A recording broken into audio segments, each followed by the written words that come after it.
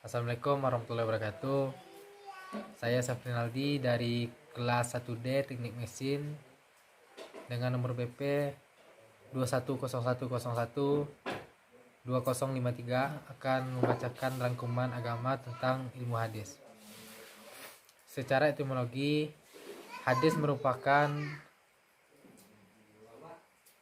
isim mahdar yang berarti komunikasi atau percakapan yang konteksnya itu berupa konteks dalam agama dan konteks duniawi.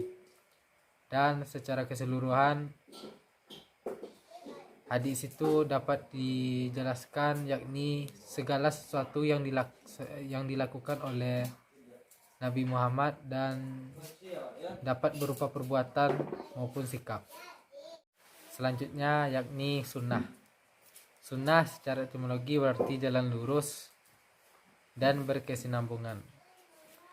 Jadi sunnah itu dapat diartikan sebagai segala sesuatu yang pernah dilakukan oleh Nabi merupakan contoh, dan apabila dikerjakan itu hukumnya sunnah.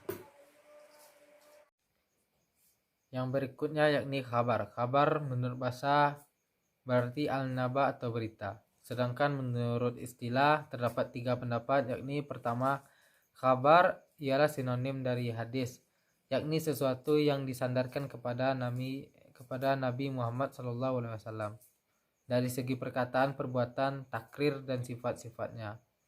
Yang kedua yakni kabar berbeda dengan hadis. Hadis adalah sesuatu yang berasal dari Nabi, sedangkan kabar adalah berita yang datang dari selain Nabi.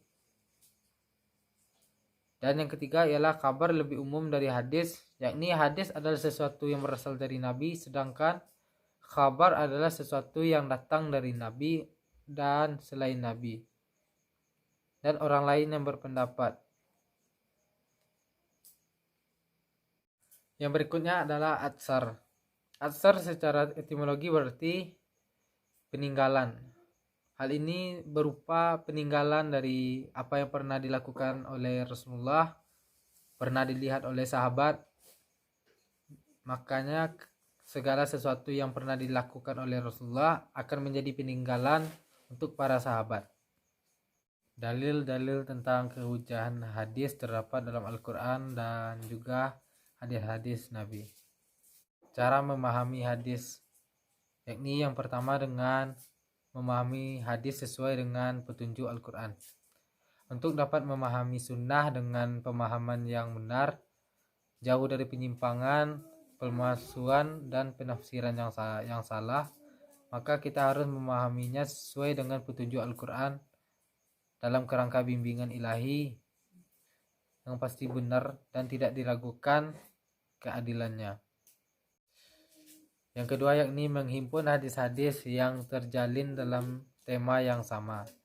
Untuk berhasil memahami sunnah secara benar, maka harus menghimpun semua hadis sahih yang berkaitan dengan suatu tema tertentu. Kemudian mengembalikan kandungan yang mutasyabih kepada yang muhkam, mengaitkan yang mutlak dengan yang muqayyad, dan menafsirkan yang am dengan yang khas. Yang ketiga yakni penggabungan dan penterjihan, yakni semua hadis-hadis yang membahas suatu tema dikumpulkan dan dinilai secara proporsional sehingga dapat dipersatukan dan tidak saling bertentangan satu sama lain. Yang berikutnya yakni memastikan adanya al-nasikh dan al-mansuh.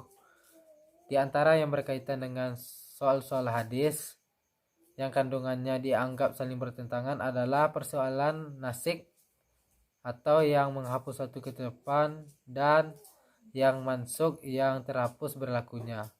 Persoalan nasikh ini ada hubungannya dengan ilmu-ilmu Quran sebagaimana ada hubungannya dengan ilmu-ilmu hadis. Yang berikutnya adalah memahami asbab al-wurud. Di antara cara yang baik untuk memahami hadis Nabi ialah dengan memperhatikan sebab khusus yang melatar belakangi diucapkannya suatu hadis atau yang erat kaitannya dengan suatu alasan.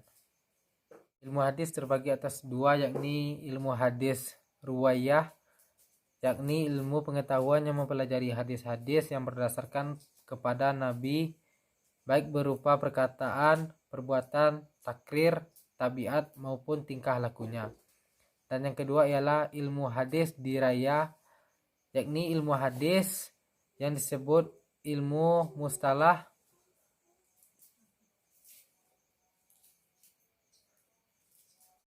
Beberapa unsur penting dalam kajian hadis yakni yang pertama sanad, isnad, musnad, dan musnid. Kata sanad menurut bahasa adalah sandaran atau sesuatu yang kita jadikan sandaran. Kata al-isnad berarti menyandarkan, mengasalkan, atau mengembalikan kepada yang asal.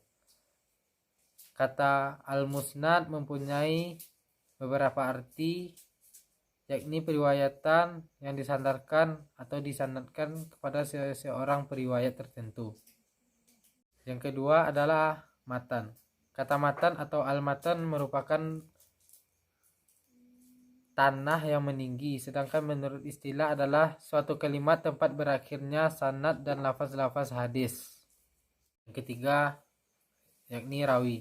Kata rawi atau al-rawi berarti orang yang meriwayatkan atau memberitakan hadis. Naqil al-hadis. Sekian kesimpulan dari saya. Atas perhatian saya ucapkan terima kasih. Assalamualaikum warahmatullahi wabarakatuh.